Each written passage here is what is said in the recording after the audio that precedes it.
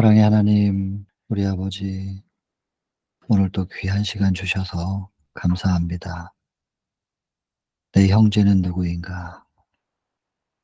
참으로 귀한 챕터이고 자격이 없는 저이지만 하나님께서 우리를 형제로 인정하시고 우리를 부러워하지 아니하시고 온 우주 앞에 그리고 사단 앞에도 나의 형제다, 나의 자식이다 하며 세워주시니 그 은혜를 저희가 어찌 표현해야 될지를 모르겠습니다. 이 시간 우리를 향한 그 하나님의 사랑이 깨달아질 수 있게 하시고 우리의 심령에 그 사랑이 충만히 채워질 수 있도록 성령을 통하여 도와주시기를 바랍니다. 이것만 이루어질 수 있으면 사실은 모든 것이 다 끝이고 종착점이고 승리일 텐데 하나님 오늘 그를 통하여 들려주시는 하나님의 음성 우리가 깨달아 알게 하셔서 승리의 길, 대쟁투의 끝, 종착점에 우리의 심령이 도달하게 하여 주옵소서. 이 한 시간을 아버지께만 의탁드리며 그리고 죄인의 기도지만 언제나 들으시고 응답해 주심에 감사하며 예수님 귀하신 성으로 간절히 기도드립니다. 자, 오늘은요. 눈을 감고 그려보는 거죠. 시작부터 그려보면 예수님의 형제들과 친구들의 모습이 보입니다. 예수님의 형제들이 예수님에 대한 소식을 듣고 친구들도 소식을 듣습니다. 친구들 같은 경우에는 예수님의 행보 때문에 피해를 입은 거는 없습니다. 그러니까 그저 뭐라고까지 생각하냐면 '예수님이 좀 이 정신이 이상하게 된 거 아닌가?' 이렇게 생각을 하죠. '이성에 문제가 생긴 것이 아닌가?' 그렇게 생각했다고 돼 있고 예수님의 이제 형제들은 예수님이 그들의 형제라는 이유 때문에 그 관계 때문에 사회적으로 좀 곤란한 일들을 겪는 것이죠. 지도자들로부터 또 그렇고 주변의 지인들로부터 곱지 않은 시선들을 받은 거예요. 그러니까 이제 피해를 입은 거죠. 가만히 있을 수 없는 거예요. 그래서 저 예수의 행보를 어떻게 하면 좀 멈추게 하거나 아니면 좀 지도자들과의 마찰을 좀 줄일 수 있도록 인제 바꿔야 될 텐데 말을 들을 것 같지가 않거든요. 그래서 어머니에 대한 예수님의 사랑을 너무나 잘 알고 있기 때문에 "너 때문에 어머니가 이렇게 힘들다." 어머니를 통하여 호소하면 자기들의 목적대로 이루어지지 않을까라고 생각하고 마리아를 대동하고 예수님을 찾아가는 이야기입니다. 이제 그것이 이 이야기의 시작인데요. 실상 예수님의 형제들이나 또 그 당시의 지도자들이 그 즈음에 가장 예수님께 공격적으로 대했던 것이 뭐냐면 사단의 영을 통하여 일한다는 것입니다. 귀신 들린 사람 고치시잖아요. 그랬더니 '사단의 영을 통해서 일하는 사람이구나.' 이제 이렇게. 그런데 이제 분명히 그 귀신 들린 사람을 고친 것은 성령의 능력으로 된 것이라고 여기 계속해서 강조하고 있죠. 그런데 그것을 사단의 영으로 일한다. 성령의 역사를 사단의 역사로 그렇게 표현하는 거. 그 부분에 대해서 굉장히 많은 분량을 할애해서 여기 설명하고 있습니다, 본문에 보면. 근데 그 당시에 인제 바리새인들뿐만 아니라 지도자들 가운데 사실은 성령의 음성을 다 듣고 있었다고 기록하죠. 그리고 예수님께로부터 나타나는 능력의 행사가 하나님의 아들이라고 하는 것에 대한 증거가 너무나 분명했고 또 능력뿐만 아니라 예수님의 눈빛과 표정과 말과 몸짓을 통해서 발산되는 그 품성이 너무나 끌리는 거예요. 그 예수님께로 너무나 끌리는 마음이 있어요. 그리고 이 본문에 보면 참 안타까운 표현이기도 하고 그래서 지나간 일이라서 희망이라고 말하기는 좀 그렇지만 그 당시의 지도자들과 바리새인들의 심령 속에 진리에 대한 갈망이 있었다는 것입니다. 참 진리를 깨닫고 싶은 마음이 있었다는 거예요.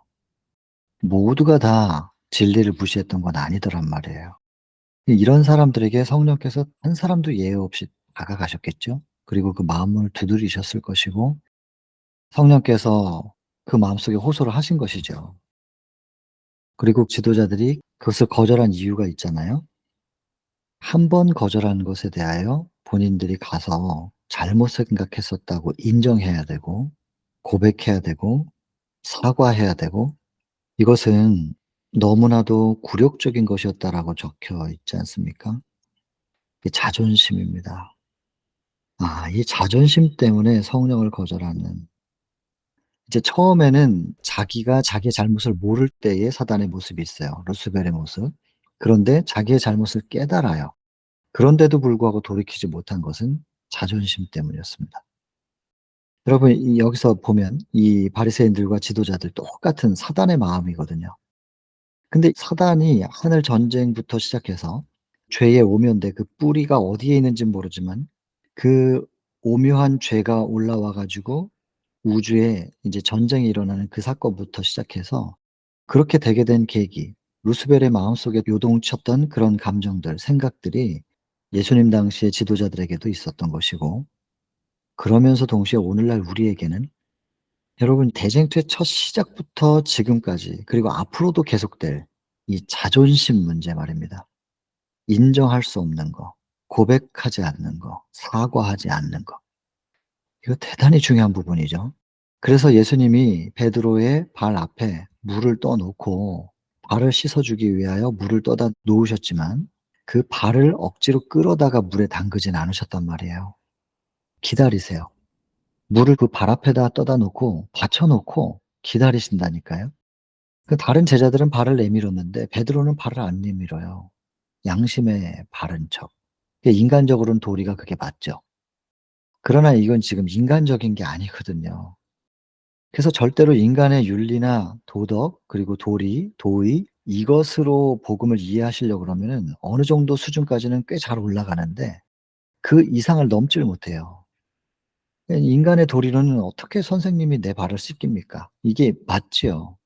근데 예수님께서는 "내가 너의 발을 씻기지 않으면 너하고 나하고는 아무 관계가 없다."는 거예요. 그게 뭐냐면 나는 죄를 용서하고 씻겨서 다시 원래 자리로 되돌리기 위해서 이 땅에 온 건데, 내가 너의 죄를 씻어 주지 못한다면 너하고 나하고 무슨 관계냐. 죄를 속량하기 위해서 내가 온 건데. 그래서 관계에 대한 설명을 하시면서 예수님의 사명도 같이 설명하고 계시는 거예요. 알아들었을진 모르겠지만 베드로가 그 순간에 못 알아들었을 거예요. 다만 예수님의 사명 다 설명하시지만 그게 이루어지기 위해서 한 가지 조건이 있다는 겁니다. 그게 뭐냐면 베드로가 자기의 발이 더럽다는 것을 인정하고, 두 번째, 첫 번째가 자기의 발이 더럽다는 걸 인정해야 됩니다. 두 번째는 베드로는 자기 발이 더럽다는 것은 부정하진 않았을 거예요. 근데 두 번째는 이 발의 더러움은 내가 씻어야지 주께서 이걸 어떻게 씻기십니까? 라는 거예요. 근데 여러분, 우리의 죄의 더러움은 우리 힘으로는 절대로 못 씻어요. 그러니까 다른 건 몰라도 이것만큼은 내 스스로는 못하니 오직 주님이셔야 됩니다. 오직 주님만이 이걸 하실 수 있습니다 하고 내밀어야 되거든요. 그러니까 첫 번째, 더럽다는 걸 인정하는 거. 두 번째, 이걸 주님만 하실 수 있다는 것을 인정하는 거.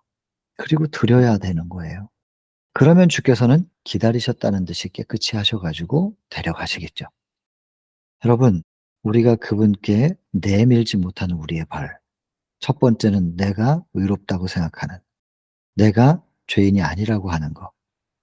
요것일 것이고 인정하지 못하는 거. 두 번째는 자존심이에요. 자존심. 내가 할 수 있다는 거예요. 혹은 내가 잘못했다고 고백해야 된다는 것. 이게 자존심이 상한다는 말이에요. 여러분, 그래서 이 부분이 이 바리새인들과 지도자들에게 있어서 그들이 그 마음속에 진리를 갈망하는 마음이 있었음에도 불구하고 그 예수님을 받아들이지 못한 이유, 이 첫 번째 중요한 포인트입니다. 그리고 두 번째, 성령을 받아들였었다 할지라도 그것 때문에 기쁨을, 평안을 맛보는 거예요. 실제로 예수님을 마음속에 모시고 거듭남의 경험을 한 거예요. 거듭남은 일회성이 아닙니다. 절대로. 거듭남의 경험을 하고 기쁨이 뭔지, 주님과 함께하는 평안이 뭔지를 맛을 본 사람이에요. 그런데 등한히 함으로. 이게 한 번 예수님을 마음속에 영접했다고 해 가지고 예수님이 계속 내 마음속에 계시는 게 아니라 우리가 그분을 계속 붙잡고 있어야 되는데, 여기 보면 매일이라고 표현도 안 하고 뭐라고 돼 있냐면 순간마다라고 표현되어 있습니다. 순간마다 내 자신을 그분께 맡겨 드리지 않으면. 왜냐하면 이게 관성이라는 게 있어 가지고 예수님께 맡기는 건 우리의 죄된 본성과는 반대로 가는 거거든요. 그냥 가만히 놔두면 그냥 다 자기가 자기의 주인이 돼요. 그런데 이것을 우리가 거슬려 가는 거거든요. 이제 내 본성은 '나는 내 것이 아니라 주님 것입니다.'라고 하면서 드리는 거. 그걸 매 순간마다 그 드리고 그분을 붙잡고 있는 것을 유지해야 된단 말이에요. 근데 그걸 놓치는 순간 다시 원래 자리로 돌아와 버려요. 내게 돼 버리죠. 그럼 자아가 확 올라오는 거예요. 순간마다 이것을 유지하고 있어야 된다. 그러면 '아 그거 피곤해서 어떻게 합니까? 순간마다 그걸 어떻게 다 지키겠습니까?' 그게 아니고 그냥 그분이 내 마음속에 계시는 것을 의식하며 살면 됩니다. 의식하며. 그냥 누군가 내 옆에서 같이 걷고 있다는 거. 여러분 좀 직분이 높으신 뭐 좀 회사 조직에서 일을 한다고 생각하면 그 그룹에 회장님이 내 옆에 계시면은 행동 함부로 잘 못하잖아요. 저도 과거 직장 생활 다 해 봤지만은. 어려운 분이 계시면 함부로 행동 못 하잖아요. 아니 그런 것처럼 그냥 같이 걷고 있는 거예요 같이. 같이 걷고 있는 그것만 이루어져도. 근데 그분은 어려운 분이 아니잖아요. 하나님, 예수님, 성령께서 어려운 분이 아니잖아요. 그렇게 우리를 사랑하시는 그분, 또 능력이 있으신 그분이 우리 곁에서 뭐 왜 그러셔야 되는 건지는 모르겠지만 그렇게도 우리와 함께하고 싶으셔서 그분이 뭐가 아쉬워 가지고 우리 같은 사람들에게 그렇게 가까이 오셔 가지고 "네가 허락만 해 주면 네 옆에서 걷고 싶어." 이렇게 말씀하시는데 그냥 같이 그분을 의식하면서 걷기만 하면 되는 거예요. 그러면 그분의 존재 자체가 우리의 모든 것들을 삼가하게 만들어 준단 말이에요. 생각하는 거, 말하는 거, 표정 짓는 거. 그분이 옆에 계시니까 그렇게 되어지는 거란 말이에요.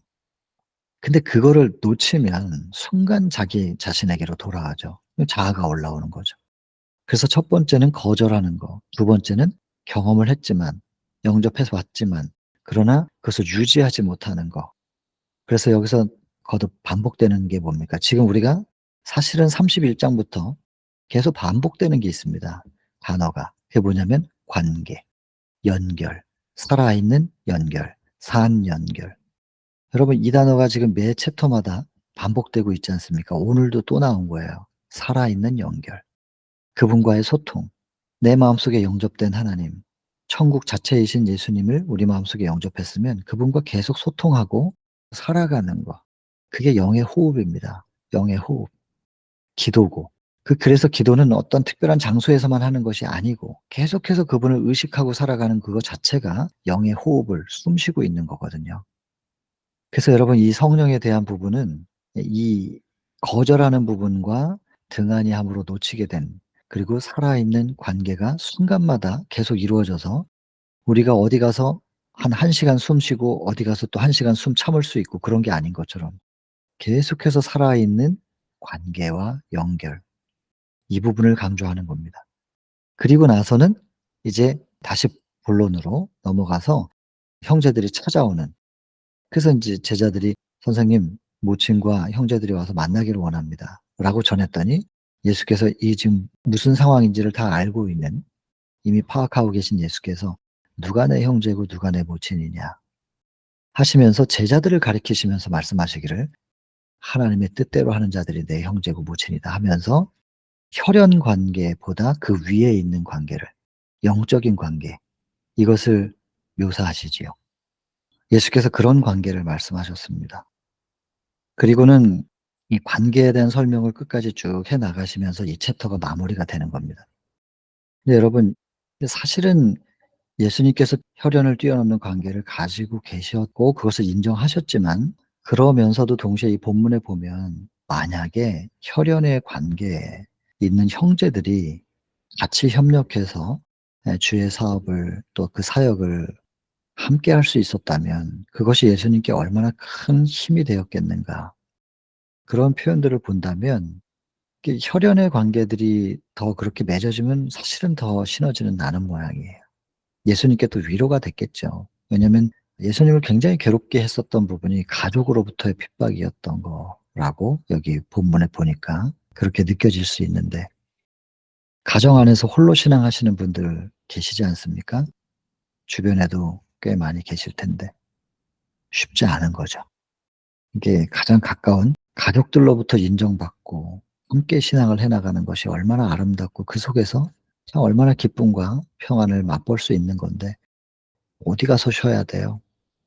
늘 가장 인제 뭐 가까운 보금자리가 이제 가정인데 그 가정 안에서 신앙적인 공감을 못 받고 교감할 수 없고 때로는 신앙적인 행보에 핍박을 받아야 되거나 반대를 가족들로부터 받을 때 예수님도 참으로 가슴 아프셨다는 기록을 여기에 우리가 보게 되는 겁니다. 그러니 그걸 겪으신 예수께서 지금 오늘날 이 땅에서 살아가는 사람들 속에 이렇게 가정에서 홀로 신앙하는 분들에 대한 애처로운 눈빛 그리고 동정의 눈빛이 향하고 있다는 거, 그것을 꼭 좀 기억하시고 어려울 때마다 그렇게 가정에서 반대받았던 예수님을 생각하라고 돼 있고 그 예수님을 생각함으로 위로 얻을 수 있고 힘 얻을 수 있을 것이다라고 여기에 큰 위로의 말씀이 적혀 있네요. 그리고 또 예수님도 사람이셨잖아요. 그러니까 어떤 가정의 그런 그 보금자리 그 둥지 안에서의 그 포근함을 느끼고 싶으신데 가정에서는 그걸 못 느끼잖아요. 그래서 어디를 가셨다 그래요? 나사로, 마리아, 마르다. 사실은 마르다가 언니인데 순서는 그렇게 기록되어 있습니다. 나사로와 마리아와 마르다. 그 집에 가셔서 거기서 쉬시고 거기서 충전하시고 저도 이런 가정이 있습니다, 저한테도. 동지가 있지요. 그렇게 쉬시고 위로를 받으신 거예요, 인간 예수께서. 근데 그다음에 바로 이어지는 말씀이 뭐냐면 "그러나 이 세상의 어떤 누구도 예수께서 인류의 구원을 위하여 짊어지신 그 어깨 위에 드리워진 그 짐에 대하여 이해하고 헤아릴 수 있는 사람은 없었다." 그렇게 적혀 있는 거죠. 그래서 이 인간 예수, 가슴 아픔과 또 위로, 충전의 모습도 있으면서 동시에 예수님이 홀로 지셔야 될 짐도 있으셨던 거죠. 그런 걸 생각하면 '감히 외롭다는 말을 할 수 있을까?' 제가 생각해 봅니다. 이제 혼자만 생각해야 되고 혼자만 고민할 수밖에 없는 일들이 있을 수밖에 없잖아요. 그럴 때 예수님도 이러셨는데 그러나 기꺼이 그걸 감당하셨고 '내가 무슨 외롭다는 말을 감히 어떻게 주님 앞에서 할 수가 있는가.' 만약에 내가 외롭다라든지 이해받지 못하는 것에 대한 연민에 빠진다면 '제가 예수님을 놓친 거구나. 예수님을 놓쳤기 때문에 감히 그런 생각을 하는 거구나.' 이 본문 말씀을 다시 묵상하면서 그런 생각이 들더라고요. 여러분, 어떻게 됐든 이 세상은 끝날 겁니다. 쉽지 않은 세상이지만 끝이 날 것이고 우리는 주의 재림을 만날 것이고 살아서 만날 수 있을 거라고 믿지만 혹 그렇지 못한다 할지라도 그 재림하시는 주님의 소식을 알리는 나팔 소리에 우리는 다 일어날 겁니다. 부활할 것이고 그리고 끝끝내 우리는 하늘로 옮겨질 사람들입니다. 하늘 가는 행로 가운데 비록 쉽지는 않겠지만은 이 거친 길 걸어가는 가운데 여러분 우리 힘내야 되겠습니다. 그리고 또 부족하지만 또 이렇게 저희가 함께 말씀을 나누고 있고 또 같이 말씀을 공감하고 교감하면서 나아갈 수 있는 이런 영의 친구들이 있는 거죠. 영적 가족들이. 이렇게 위로를 좀 받으시고 오늘 하루 힘내시게 되길 바랍니다. 자, 대략 이렇게 요약은 했습니다. 그럼 이제 본문을 한번 확인을 해 보겠습니다. 요셉의 아들들이 등장했고 그러니까 인제 여기서 굳이 요셉의 아들이라고 표현한 이유가 있지요. 그다음에 예수의 친구들 이렇게 어떤 상태였는지를 이성의 안정을 잃어가는 거예요. 그러니깐 제정신이 아니란 얘기죠.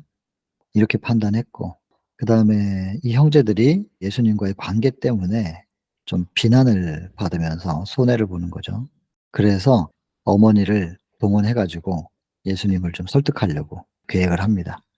근데 요렇게 해 가지고 예수님이 계신 곳으로 만나러 가는 그 즈음이 어느 쯤이었냐면 귀신을 쫓아내는 고 사건 이후에 성령의 역사를 사단의 행위로 이렇게 오해를 하게 되죠. 오해라기보다는 이제 그렇게 억측을 부리는 건데요.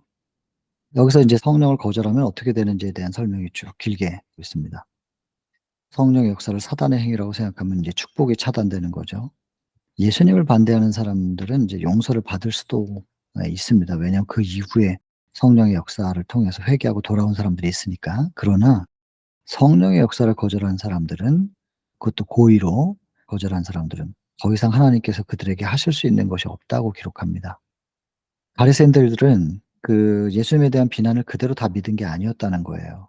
구주께 마음이 끌리지 않은 성직자 한 명도 없었대요. 성령의 음성을 들었고 제자가 될 것을 고백하라고 재촉을 받은 거예요, 성령을 통하여. 그리고 그들은 의를 사모했대요.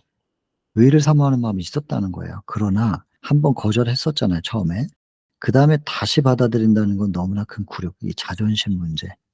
대단히, 대단히 중요한 여기 이 자존심 문제. 그러니까 인제 자존심 때문에 굴복을 못 하고 나니까 인제 반박하는 거예요. 선택할 게 그거밖에 없잖아요. 반대하는 거고 왜곡시키고. 그래서 성령에 대하여 이렇게 장벽을 쌓아서 막은 것입니다. 인간의 마음에 감명을 끼칠 수 있는 가장 강력한 능력이 그들에게 역사했는데도 굴복하지 않았다. 참 안타까운 건데요. 우리에게 설마 이런 일이 있지는 않겠죠, 적어도. 그래서 인제 사람이 이렇게 눈멀고 강팍해지는 것은 결국 빛을 거절함으로. 근데 여러분, 이 빛을 거절한다는 게요, 한순간에 딱 결정해서 그럴 경우도 있겠어요. 있지만 그러나 점차적이래요. 그리고 거의 알아챌 수 없는, 서서히, 서서히 그렇게 되어 간다는 건데, 이게 왜 이렇게 되느냐, 굉장히 중요한 얘기가 나와요. 빛은 말씀과 종과 성령의 직접적인 역사를 통해서 인제 사람들에게 오는데, 거기에 대해서 한 줄기라도 무시할 때는 마비가 되고, 그 마비가 된 상태에서 두 번째 빛이 오면은 식별을 못 하게 되고, 그래서 결국엔 암흑이 증가하고 어두워진다는 거예요. 그런데 이 과정 속에서 말입니다. 인제 하나님의 능력을 확신하였으나 이제 하나님의 능력을 사단의 능력이라고 말하면서 결국엔 이제 성령을 거부하게 되는 거죠. 그리고 고의로, 사실은 마음속에 알고 있는데 이 말씀으로 점검해 봐야 되는 거죠. 그렇지 않고 자존심 때문에 고의로 기만을 선택하고 결국엔 사단에게 지배를 당하는 건데요. 근데 여러분, 이것이 서서히, 서서히 그렇게 되어 간다는 게 여기 밑에 보면 말이요. 이 말 굉장히 중요한 거예요, 이거. 이게 자기 속은 그게 아닌데 인제 자존심 때문에 한번 말로 그걸 거부했단 말이에요. 한 번 딱 거부를 하면 그 말을, 누군가 대상을 놓고 말을 했겠죠. 근데 그 사람도 듣지만 나도 듣는다니까요, 그거를. 내 말을 내가 듣는다고요. 그래서 자꾸, 자꾸 그 말을 하다 보면 거짓말하는 거예요, 자기를 속이고. 그리고 자꾸 그 말을 듣다 보면요, "마음에 가득한 것이 입으로 말한다."라고 요렇게 성경이 돼 있는데, 말이 품성의 표시 이상을 뜻하는 거, 그 이상의 뭔가가 있다는 거예요. 이 말을 함으로 인해서요, 품성에 영향을 끼치는 능력이 있대요, 말은. 여러분, 하나님의 말씀은 온 우주를 창조를 하는 능력을 담고 있잖아요. 인간도요, 말에 능력이 있습니다. 그래서 저 사람 울게 만들 수 있고 저 사람 화내게 만들 수도 있고, 말로. 저 사람 기쁘게도 만들 수 있고. 그 말의 능력입니다. 누군가 듣는 사람의 마음을 이렇게 변화되게끔 내가 말로 그렇게 할 수 있단 말이에요. 나의 말. 그 힘이 있는 거예요, 그 말 속에는. 그래서 품성에 영향을 끼치는 능력이 있는데요. 사단의 자극을 받아 가지고 순간적으로 충동을 일으키거나, 그래서 또 시기와 악한 억측의 말을 발했어요, 순간적으로. 요게 순간적인 충동이에요. 근데 그 사람이 원래 그런 사람이 아니고 순간적으로 그럴 수 있단 말이에요. 그런데 그들은 사실은 그렇다고 믿지는 않아요. 상대방이 예수님이 그런 분이라고 믿지 않아요. 그런데 자꾸 사단의 자극을 받아 가지고 이런 것을 거부하는 표현을 자꾸 말한다면 그 말이 자기 사상에 영향을 끼치게 된대요. 그리고는 끝내는 속아요. 여러분, 요거는 사실상 이게 그 정신 분석학에서도 이게 학문적으로도 정립된 겁니다.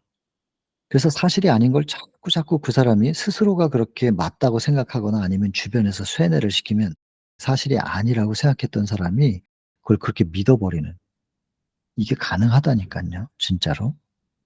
그래서 믿고 있지 않았지만은 사단에게 자극받아서 자꾸 그걸 말을 하다 보면 결국엔 자기가 자기를 속이게 되는 거예요. 속아서 끝내는 진실이라고 믿게 된다. 이러면 방법 없어요, 여러분. 아무리 그게 아니라고 설명해도 안 듣는다니깐요. 여러분, 이런 사람 보셨습니까? 여러분 주변에서? 종종 있습니다. 무서운 일입니다, 이거. 이거 정말로 무서운 일입니다. 완전한 사실이 아닌 완전한 거짓인데 그걸 사실로 믿어 버리는, 이거 정신적인 문제예요 이거. 여러분 절대로 우리는 이런 사람 되면 안 됩니다. 그래서 말 조심해야 된다는 거예요, 말.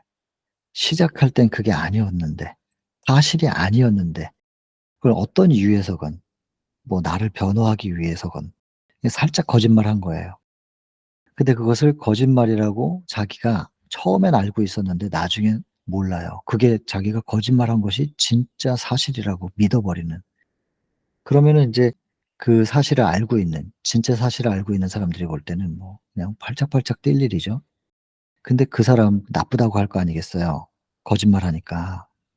근데 여러분 그 사람은 그걸 진짜라고 믿기 때문에 그렇게 말하는 거예요. 그래서 거짓말한다고 막 그냥 마냥 나쁜 사람이라고 말할 수만도 없는 거죠. 이거 사단이요. 사단이 인간의 정신 세계를 장악하는 게 얼마나 교활하고 얼마나 능력이 있는지 모릅니다. 그리고 이거를 학문적으로도 그게 정립이 돼 있고요.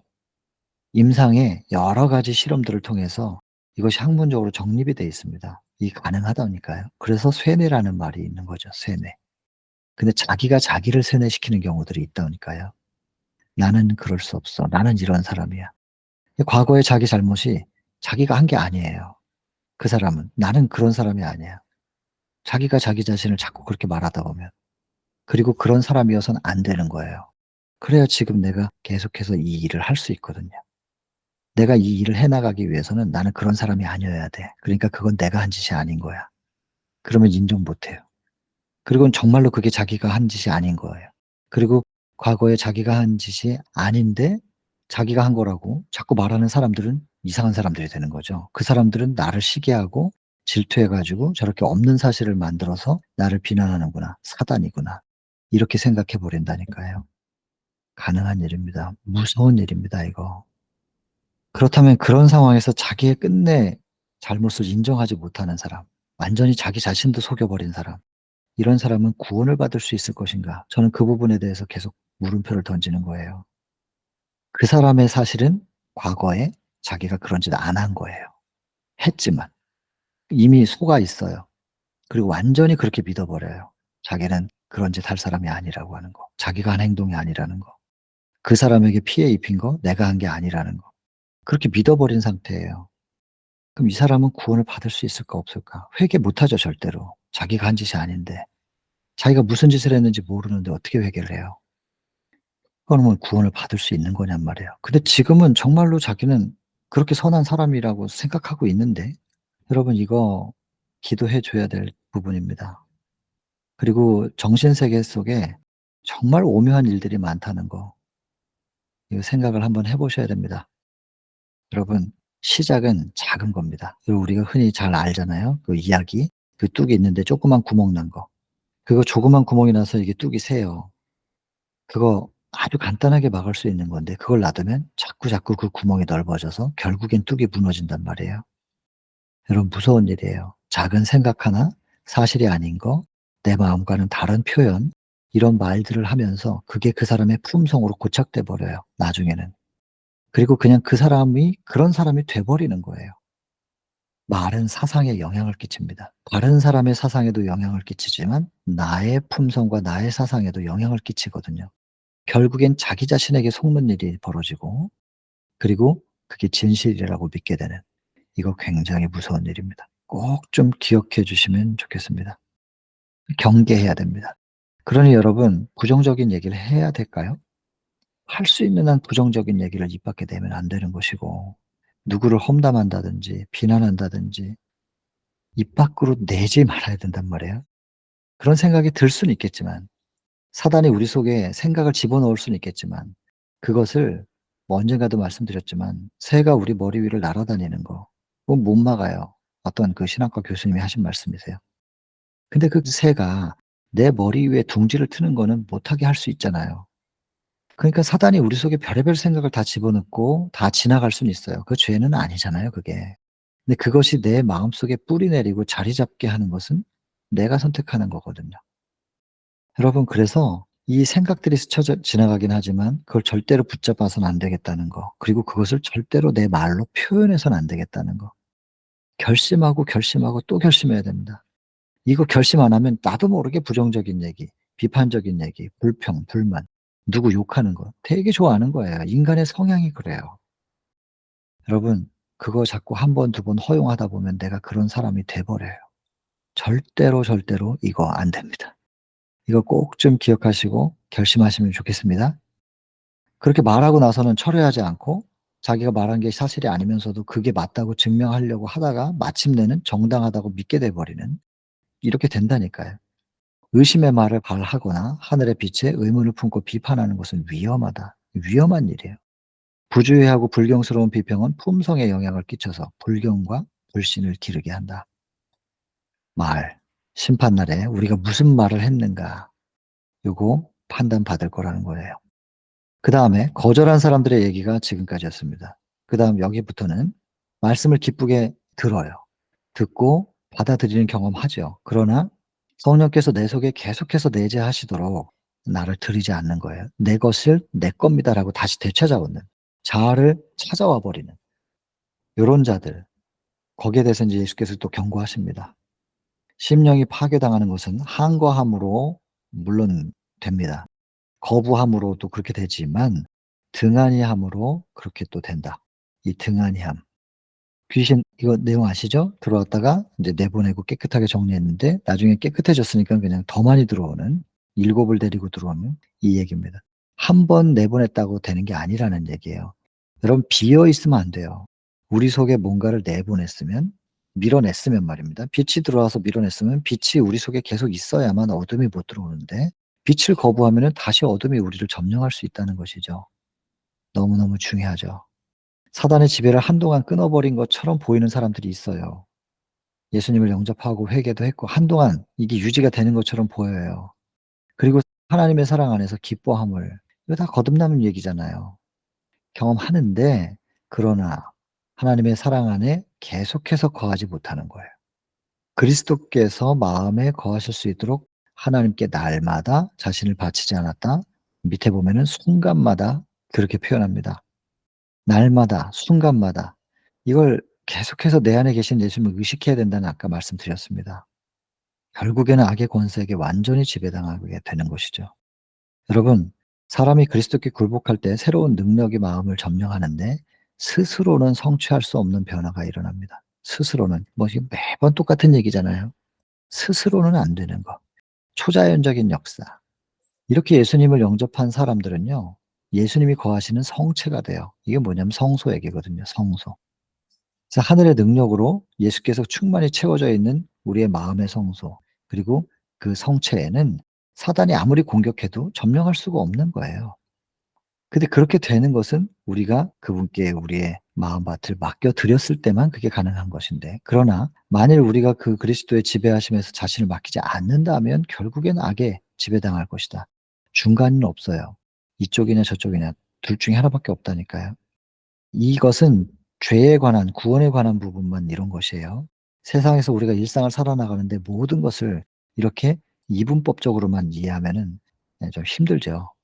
흑백 논리로만 보고 그러면은 좀 힘들겠지만 적어도 신앙은 둘 중에 하나입니다. 중간은 절대로 없습니다. 뜨겁든지 차갑든지 둘 중에 하나지 미지근하면 그냥 토에 내쳐 버리는 거니까 꼭 요거는 그렇게 적용하시면 되겠습니다.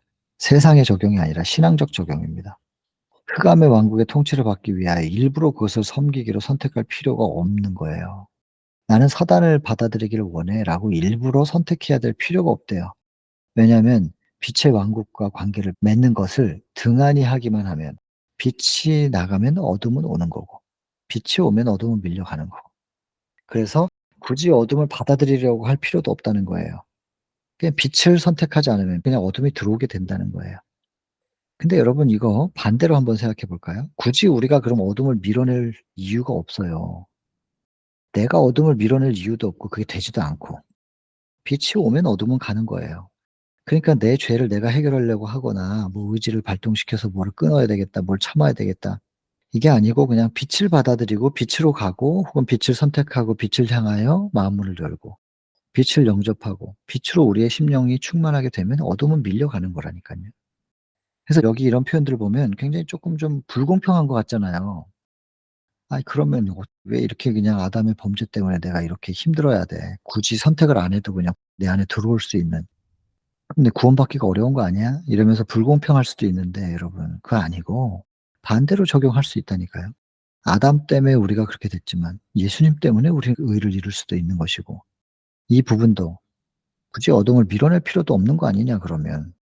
빛이 오면 그냥 나가는 건데 밀려 나가는 건데 반대로 적용해 보면은 불공평할 거 하나도 없습니다.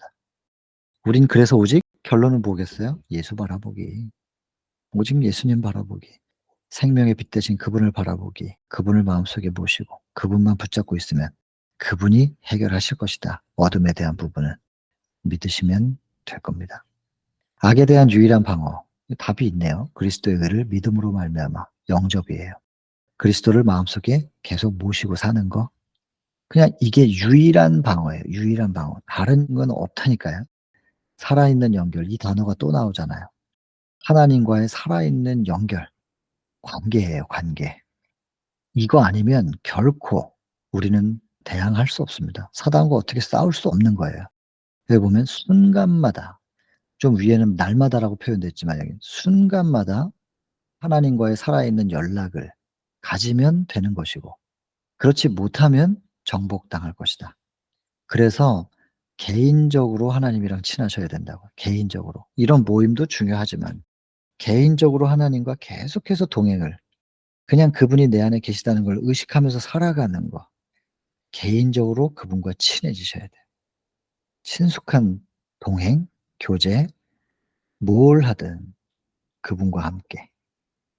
요것만 지켜내면 모든 게 끝이에요 실은. 모든 게 끝이죠. 근데 때로 "아니 잠깐만 좀 나가 계셔요. 지금 한 1 시간만 있다 들어오세요." 뭐 이런 경우들이 있단 말이에요 여러분. 고 순간에 우리가 사단에게 먹힌다니까요. 나중에 형편이 전보다 더 심하게 왜냐면 인제 청소해 놨는데 7 귀신이 들어왔으니까. 그 얘기죠. 그리고 성령에 대항하는 가장 보편적인 죄의 표시가 무엇인가? 회개 안 하는 거예요. 자기가 죄에 대해서 인정하지 않고 사과하지 못하는 거죠. 하나님께 혹은 사람에게. 인정하지 못하고 회개하지 못하는 거. 이거는 성령을 거부하는 가장 보편적인 표시라고 합니다. 그리고 우리가 그렇게 함으로 인해서 하나님을 조롱하는 거래요. 내가 직접 조롱 안 했다고 막 우길지 모르겠지만 그게 조롱하는 거예요. 그리고 그분을 욕보이는 것이래요. 뭐 자식이 나가서 엉뚱한 짓 하면 자식이 부모에게 욕을 한 건 아니지만 그 욕먹는 거잖아요. 결국엔 이거 반복하다 보면 말입니다. 마침내 하나님과 화목하게 되기를 원하는 갈망조차도 잃어버리게 될 것이다.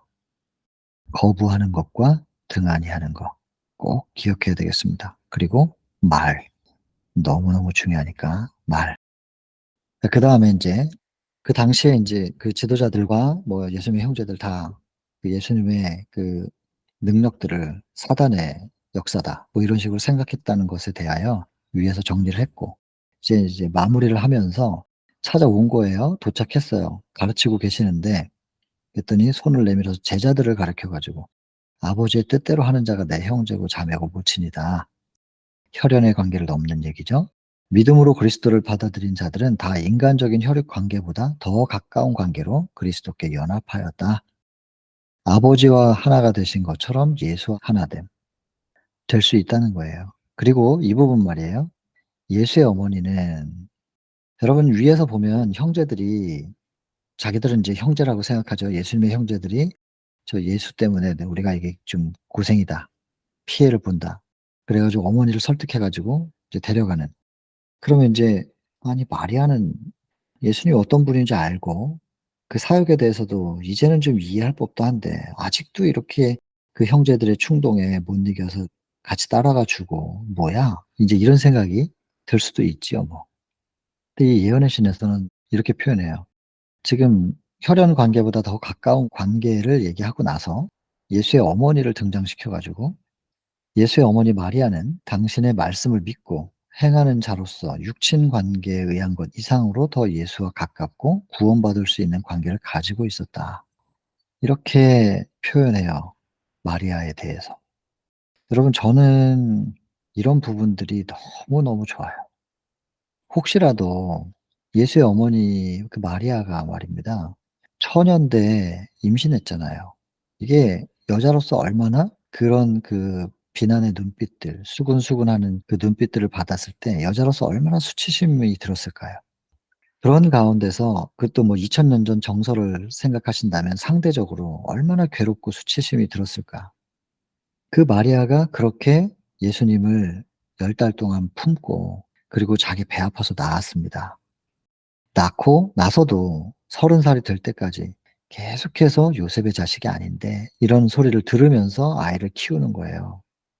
그리고는 공생애를 나갔고 그 어머니는 불안했다 그랬죠. 예수님 광야에서 금식하실 때 이 마리아가 얼마나 그 마음에 불안함을 가지고 있었는지를 우리가 알 수 있습니다. 그 15 장의 혼인잔치 그 챕터 보면 그 마리아의 심정이 얼마나 불안함이 있었는지를 묘사하잖아요. 그리고 나서 끝끝내도 아들이 십자가에 못 박혀서 처참하게 죽어가는 모습을 봐야 돼요, 그 마리아는. 그리고는 아들의 제자인 그 요한에게 좀 이제 돌봄을 받으면서 남은 인생을 살아가게 되고 또 요셉은 또 그보다 훨씬 먼저 죽었고 그런 상태였는데 그런 여인 마리아, 예수의 어머니, 육신의 어머니 그리고 예수께서 이 땅에 오시는 통로로서 역할을 했던 그 마리아를 영감의 글이 자꾸 이렇게 감싸고 보호합니다. 그 시대소망 15 장에도 보면 혼인잔치에서 예수님 좀 드러내고 싶은 어머니 마음이 있는 거예요. 포도즙 떨어졌다고 예수님께로 가서 얘기하니까 예수님이 "아직 내 때는 안 됐는데요." 이렇게 말씀을 하셨지만은 그때 그 부분에 대해서 묘사할 때 뭐라고 하나요? 그 본문에서. 아들을 자랑하고 싶은 어머니로서의 당연한 자만. 그 어머니들이 자식 자랑하고 싶은 마음 있잖아요. 그거를 이 본문에서 뭐라고 하냐면 "당연한 자만이다." 당연하다고 수식어를 붙여 놓은 거예요. 이게 얼마나 따뜻한지 몰라요. 그 한 수식어 한 단어지만 그러나 그 뒤에 나오죠. "당연한 자만을 표현하지 않았으면 마리아는 보통 인간 이상이었을 것이다." 이렇게 표현하잖아요. 결국엔 보통 인간이라는 뜻이긴 해요. 그러니까 숭배의 대상은 아니죠. 마리아 숭배는 그거는 성경적이지가 않은 것이죠. 그러나 보통 인간이었지만 그 마리아가 예수님을 30 년을 뭐 뱃속에 있을 때부터 하면 더 길죠. 그 시간을 그 눈총을 받아가면서 품고 낳고 키우고 그 과정 그리고 끝끝내는 아들이 먼저 죽는 것을 봐야 되는 그 여인의 마음을 성령께서 계속 보호하시는 느낌이 드는 거예요. 어루만지시고 감싸 주고 이런 이 표현이 그래요. 이 위에서 이렇게 보면 이거 여기 보면은 이 어머니에 대한 예수의 사랑을 이용을 해 가지고 형제들이 데려가려고 하는데 여기 왜 동의를 하냐고요. 여기 왜 동의해 가지고 그 마리아가 따라가 갖고 이 밑에 보면은 예수님께서 형제들로부터 거부당하고 혈연 관계로부터 반대를 받을 때 얼마나 아프셨는데 그 예수님의 아픔에 이 어머니가 일조한 거 아니에요. 이런 생각이 든단 말이에요. '왜 이렇게 어리석나? 예수의 어머니면서?' 뭐 이런 생각이 들 수도 있단 말이에요, 이런 부분들 보면. 근데 이런 오해가 있을 수도 있다고 생각이 들었는지 여기 인제 보호를 하는 거예요. 이 관계에 대해서 얘기를 해 놓고 나서 "당신의 말씀을 믿고 행하는 자로서 마리아는 육친 관계 이상으로 더 예수와 가깝고 구원받을 수 있는 관계를 가지고 있었다."고 예수님과 마리아와의 관계를 가볍게 보지 말라고 이렇게 보호하잖아요. 저는 그래서 성경도 좋지만 이 예언의 신이 좋은 이유가 따뜻해서 참 따뜻하지 않나요? 이 여인을 자꾸 보호하는 이런 게 느껴지시잖아요. 얼마나 좋은지 몰라요. 성령께서 기록하신 이유가 우리가 믿을 수밖에 없는 이유 같아요. 성령은 사랑이라서 하나님이시니까 이런 문맥 속에 사랑이 담겨 있습니다. 따뜻한 사랑, 섬세한 사랑. 나중에 이런 부분들 많이 나옵니다. 뭐 마가복음 16장 7절 베드로와 제자들에게 이르기를 갈릴리로 먼저 가시니까 거기서 만나자. 제자들 모이라 그래도 되는데 베드로와 제자들 왜 그렇게 얘기하냐고요. 난 저 사람의 제자가 아니라고 3 번이나 부인하고 뛰쳐나갔던 그 베드로 제자들 모여라 그러면 그 베드로는 절대로 갈릴리 바닷가 못 가요. 자기 입으로 아니라 그랬잖아요. 그럼 민망해서 어떻게 가겠어요. 근데 예수님께서 갈릴리로 먼저 가시면서 베드로와 제자들에게 이렇게 말해 줘. 거기서 만나자고. 그러면 그 얘기를 여자들은 듣고 그냥 가 가지고 들은 대로만 막 흥분해 갖고 인제 외쳤어요. 예수님 부활하셨으니까 그 기쁨에 도취돼서. 별 생각이 없었을지 모르겠어요. 그냥 들은 대로만 말한 거예요. "베드로와 제자들 모이래." 이렇게 외쳤을 거예요. 근데 베드로는 알거든요. 귀가 번쩍하지 않겠어요? 나도 자기 이름을 유독 왜 굳이 딱 찍어서 베드로와 제자들 모이라고 왜 내 이름을 불러 줬을까? 그걸 알지요. 베드로가 그걸 모를 리가 없잖아요. 그 마주친 그 세 번째 부인하고 나서 마주친 그 눈빛 속에 그 사랑이 있었는데 자기 이름을 왜 부르는지 자기가 제자들만 모이라 그러면 도저히 염치 없어서 못 가니까 내 마음을 헤아리신 것이고 또 다른 제자들을 베드로가 가 보려고 하면 다른 제자들 뭐라 눈치 줄 거 아니겠어요. 한 번씩만 이렇게 쳐다보기만 해도 베드로가 이렇게 움츠러 들어 가지고 못 갈 거 아니겠어요? 그 다른 제자들도 다 들었어요. 베드로도 와야 된다는 얘기를. 그러니까 베드로가 그 자리에 가는 것에 대해서 누구도 반대하지 않게 상황을 배려하시는 거예요. 그리고 그 베드로의 마음을 다 배려하고 이해하시고 섬세하게 살피시면서 "베드로 너도 꼭 와야 돼." 여러분 따뜻하지 않냔 말이에요. 큰 것만 볼 게 아니라 이런 작은 것들 속에 이 섬세한 사랑이 자꾸 들여다보면 이제 자꾸 이걸 생각하다 보면 우리도 좀 이렇게 다른 사람의 작은 기분, 감정의 변화, 상처가 있어 가지고 건드려지면 자기도 모르게 소리 지르게 되는 아프니까 그런 부분들을 '저 사람은 도대체 성격이 왜 저렇게 이렇게 짜증을 잘 내고 화를 잘 내고' 그렇게 판단하는 게 아니라 '상처구나. 상처가 건드려졌나 보다.' 하면서 이렇게 감싸 줄 수 있는 우리가 될 수 있지 않겠는가 하는 생각인 거죠. 따뜻한 말씀을 보면서 우리 마음도 좀 따뜻해졌으면 좋겠습니다. 개인의 구주에 대한 이야기 뭐 쭉 읽어 보시면 같은 얘기입니다. 근데 만약에 육친의 형제들이 예수님 믿고 협력했더라면 예수께서 얼마나 든든했을 것인가 그 마음이. 근데 그렇게 못 해 드린 거죠. 근데 형제들이 불신하니까 예수께서 이 땅에서 질고의 잔을 많이 마시셨지만 그중에 한 일부가 이 형제들이 준 것도 크다는 거예요. 하나님의 아들은 이 적개심을 느끼고 계셨지요. 그런데 이 적개심이 가정에서까지 있는 거예요. 가정에서의 적개심. 밖에 나가도 적대감을 느낄 수밖에 없고 집안에서도 그렇고 예수님 어디서 쉬셔야 돼요. 근데 예수께서는 가장 고통스러운 것 이게 뭐냐면 가정에서까지도 나를 적대한다. 이것이 예수님을 그렇게 고통스럽게 했다는 거예요. 그러니까 가정 안에서 홀로 신앙하시는 분들이 얼마나 외롭겠냔 말이에요. 그리고 고통스럽겠냔 말이에요. 그걸 예수님께서 너무나 잘 아시는 거예요. 그래서 절대로 이 밑에 보면 방임이라는 표현을 방임 이 밑에 보면 나올 거예요. 절대로 방임하지 않는다. 살피고 계시는 거예요. 그러니 여러분 용기 내시길 바랍니다. 홀로 신앙하시는 분들은 예수의 마음의 친절과 사랑으로 충만해 있었고 여러분 보세요. 이게 왜 가장 예수님이 고통스러우셨냐면 예수님의 품성 자체는요. 친절과 사랑이에요. 그리고 친절과 사랑을 나누고 그렇게 따뜻하게 사랑 나누는 그 교감하는 그걸 너무 좋아하는 품성이신 거예요. 그런데 그는 가족 관계에 있어서 친절한 관심이 좋음을 알고 계셨다. 그러니까 예수님 성격도 이런 분이고 가족들과 친절함을 나누고 서로 사랑하는 이런 것을 나누는 그 단란하고 행복한 이 가정의 분위기를 예수님이 알고 계셨고 그런 걸 원하시는 분인데 가정에서 이렇게 적개심을 보이니 가정 안에서 좀 이런 걸 나누고 살고 싶은데 그 밖에 나가서 힘들어도 집에 오면 좀 그렇게 편안하고 싶었던 건데 집에 와서도 이렇게 적개심을 보이는 형제들이 있고 이러니까 이게 그렇게 예수님을 고통스럽게 했다는 거예요. 그래서 이런 친절과 사랑을 나누기를 원하시는 예수님의 품성 때문에 더 고통스럽죠. 그렇게 하지 못하니까. 그들은 감히 생각해요. 예수님을 자기들이 다 판단하고요. 좀 뭐 쪼끔만 더 뭐 능력은 있는 것 같은데 좀 요렇게 좀 이 지도자들하고 서기관 바리새인들이 좀 요렇게 하면은 훨씬 더 관계가 좋아질 텐데 자기들이 충고할 수 있다고 생각했고 자기들 말 들으면 이렇게 권면할 수 있다고 생각했고 자기들 말 들으면 훨씬 더 하는 일이 잘 될 수 있을 것이라고 생각해요. 그러나 전부 다 인간적인 생각. 여기 보면 그들의 짧은 측량의 줄. 이 감히 어떻게 예수님을 측량을 하냐고요. 이해가 안 되면 가만히라도 좀 있으면 좋겠는데 자기들이 옳다고 생각하고 계속 말을 하는 거예요. 예수님 힘드셨지요?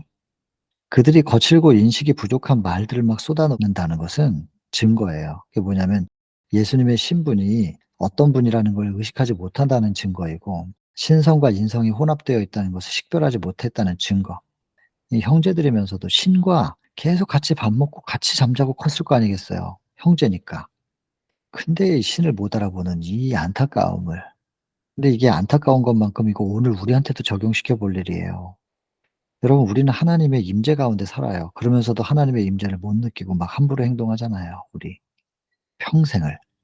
교회는 왔다 갔다 할지는 모르겠지만 예수님이 마음속에 안 계신 상태에서 동행 중에 있는 줄로 생각하고 불행한 거죠, 예수님의 형제들처럼. 근데 그것이 우리에게만 불행이 아니라 예수님을 슬픔에 빠지게 만드는 거죠. 그리고 그렇게 그들 때문에 예수께서 자주 슬픔에 처해 계셨는데 그걸 보면서도 자기들이 원인 제공했다는 거 생각 못 합니다. 예수의 민감하신 성정. 이거 보세요. 이게 그 다윗이라는 사람 말이에요. 왕이잖아요. 위대한 왕이에요, 다윗.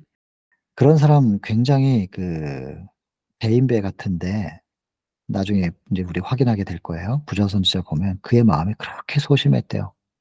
다윗의 마음이 소심하고 상처를 잘 받고요. 그런 상처 잘 받는 사람이었대요.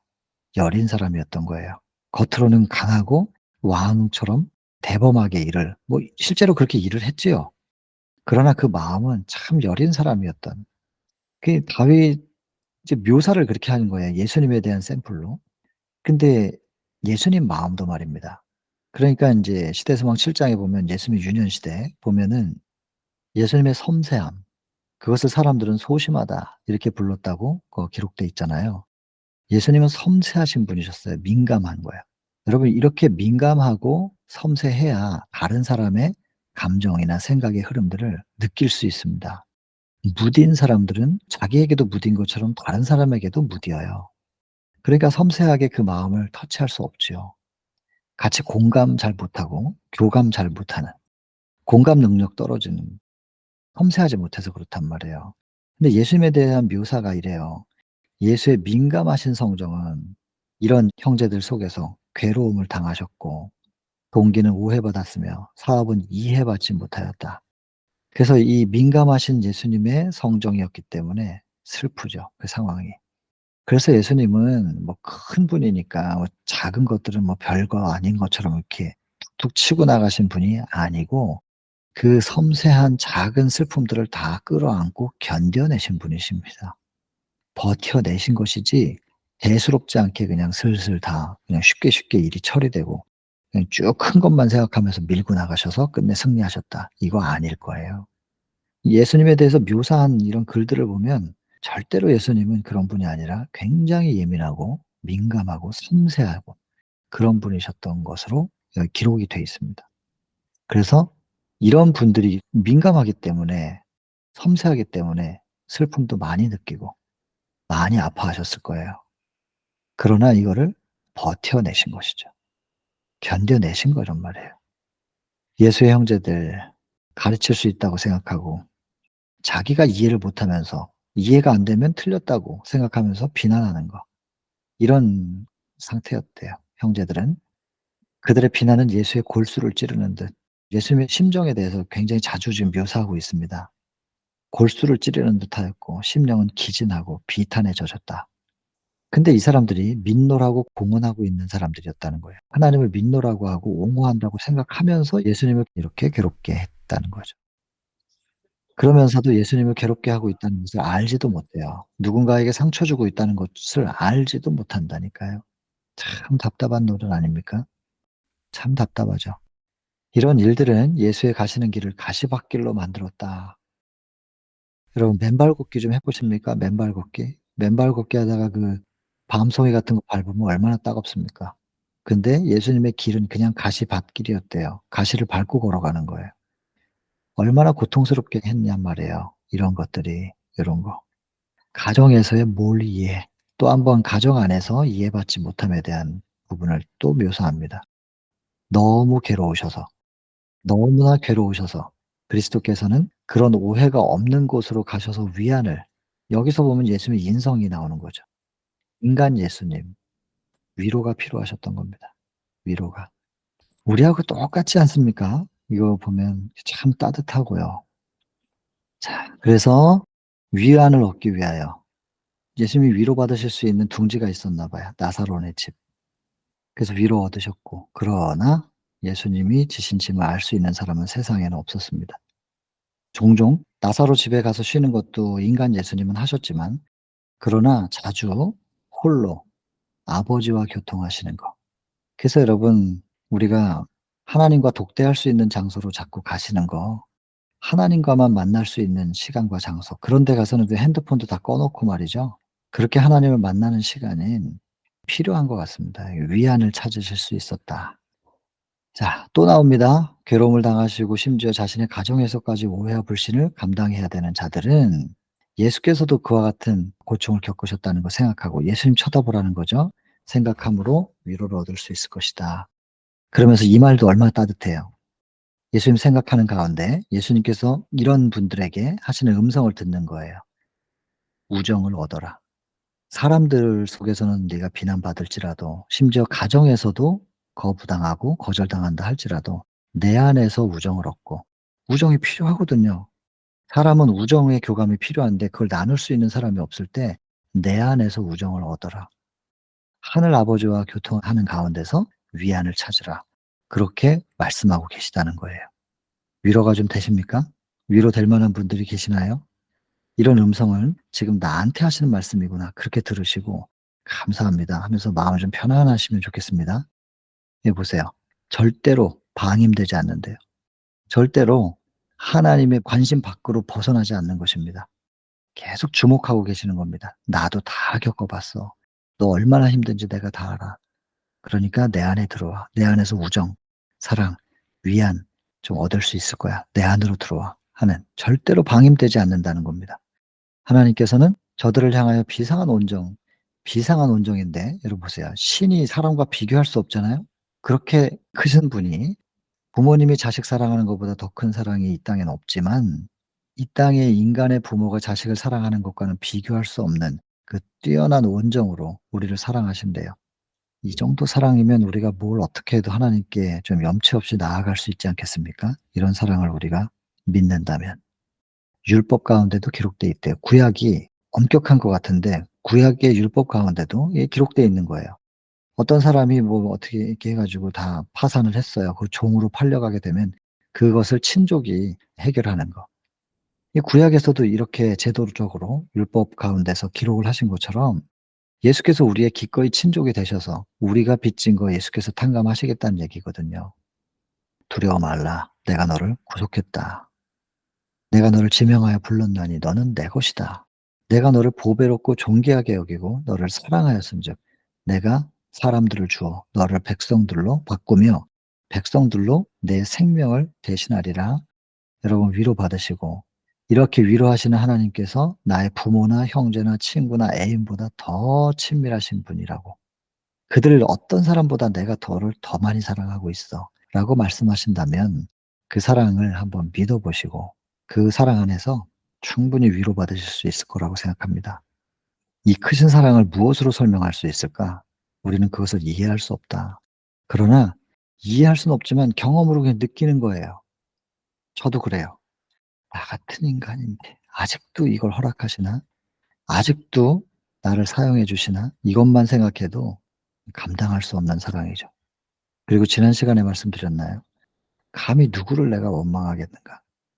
내가 주님을 그렇게 배신하고 배은망덕했던 것들을 생각한다면 누가 나에게 뭘 어떻게 했다 할지라도 그것을 배은망덕하다고 말할 수 있겠는가?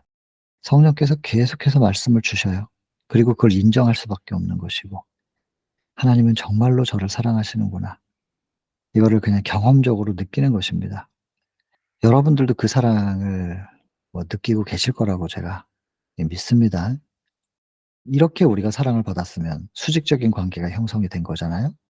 그렇다면 내 옆에 있는 사람도 하나님께로 이런 사랑을 받고 있는 사람인데, 그렇다면 그렇게 하나님께 사랑받고 있는 그 사람을 내가 사랑하는 것이 마땅하지 않는가 그 말이죠. 우리 주의 형제 자매가 되는 자들을 얼마나 친절하게 대우해야 할 것인가, 우리 이웃을 말입니다. 하나님의 가족의 양자가 된 우리가 우리의 하늘 아버지와 우리의 동족을 존중히 여겨야 하지 않겠는가 하면서 이 챕터가 이렇게 마쳐집니다. 자, 그래서 이 챕터의 마지막 키워드는 관계. 결국에는 하나님과 우리가 어떻게 살아있는 관계를 유지해야 되는가, 그리고 이웃과는 또 우리가 어떤 관계를 유지해야 하며 할 수 있는가, 그 부분에 대해서 마무리를 하면서 끝납니다. 살아있는 관계, 산 연결, 이런 표현들, 그것만 있으면 모든 게 끝나는 거니까요. 자, 오늘 여기까지 하고 마치겠습니다. 개인기도 하겠습니다.